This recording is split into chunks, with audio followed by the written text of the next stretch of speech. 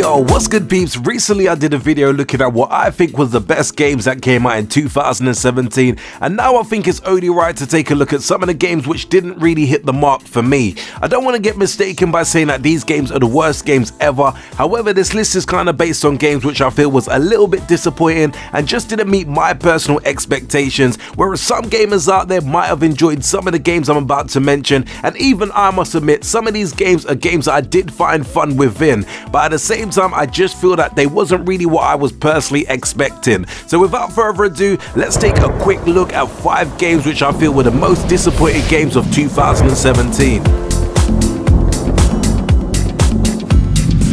Number 5. Keeping it real, I honestly wasn't going to place this game on this list simply because this is a game that I feel is a little bit underrated, but from what this could have been, I feel overall the game is a bit of a letdown. There are loads of great characters to choose from in Agents of Mayhem, and there's some really cool fun missions throughout the game, but after a while the missions start to feel a little bit repetitive and the glitches start to kick in, which starts to ruin the overall gameplay experience. While some parts of me do feel that the critics were a little bit harsh in reviewing Agents of Mayhem, this game is far from perfect, and especially when they could have used the foundation of the Saints Row series more effectively, it just feels that Agents of Mayhem ended up being a little bit of a disappointment.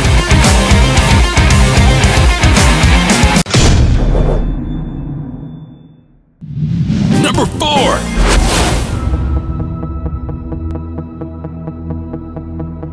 Yeah, again, just like the previous entry, I was still torn between putting this game on the list, as I still feel that Mass Effect Andromeda is still another underrated title. However, when I do compare it to the likes of the Mass Effect trilogy, I have to admit that this game certainly didn't live up to my personal expectations. I personally loved the Mass Effect trilogy, especially part 2, and when I learned that we was getting a new entry into the Mass Effect franchise, I personally was over the moon and have been patiently waiting for years only to feel somewhat disappointed with the latest offering.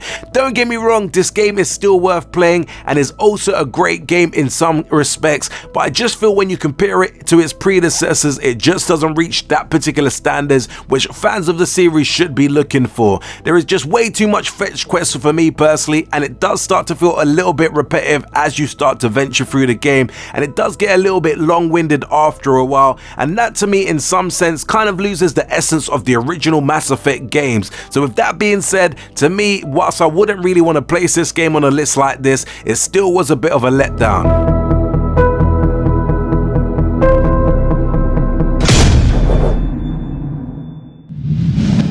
Number 3.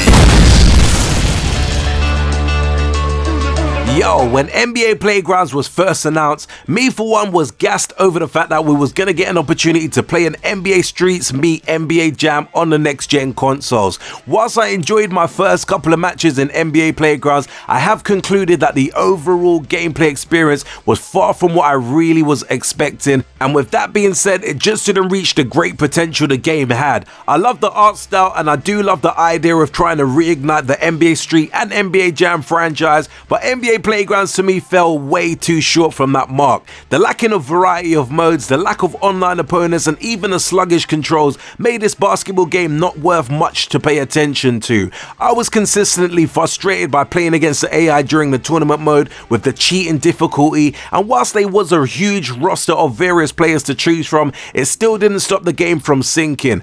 Overall, I really wanted to love this game, but unfortunately I have no other choice but to add it to the list of disappointment in terms of games of 2017.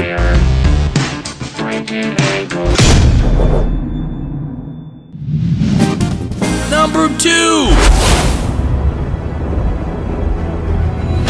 I'm not gonna lie, I really had high hopes for Star Wars Battlefront 2, but just feel that this game didn't really meet the mark. Throughout 2017, prior to the release of this game, I've personally been very optimistic and have always been speaking highly of the game from the trailers and the gameplay videos that I've seen online. And whilst it is, in my opinion, better than the first entry, it's not the biggest leap in the right direction that I would have hoped for. The graphics are great, but the story feels a little flat at times, and even the online feels like a drag. The game gameplay is fun, but it still isn't anything new or nothing that we've not seen before.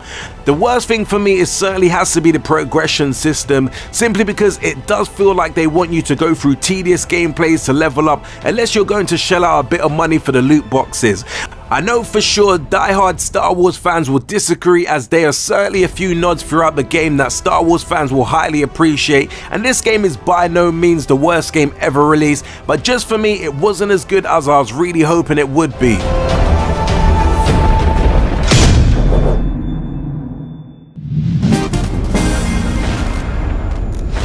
Number 1.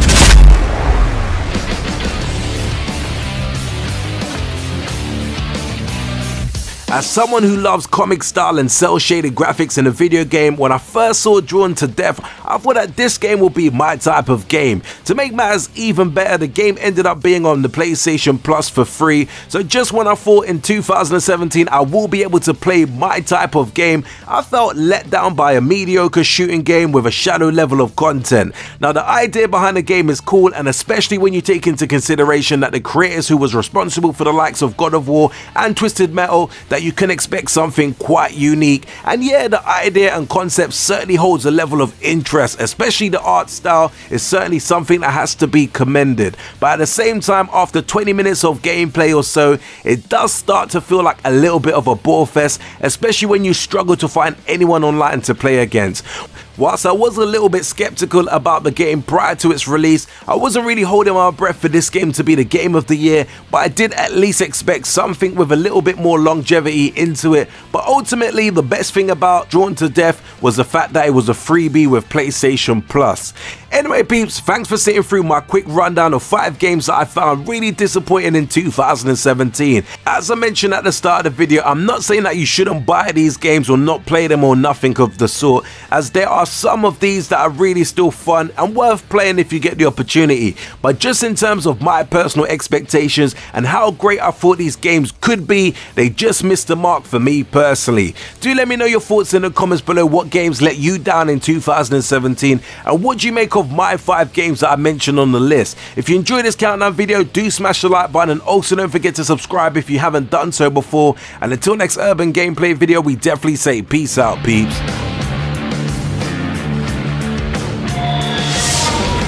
Make sure you hit that like and subscribe button for more cool urban gameplay videos.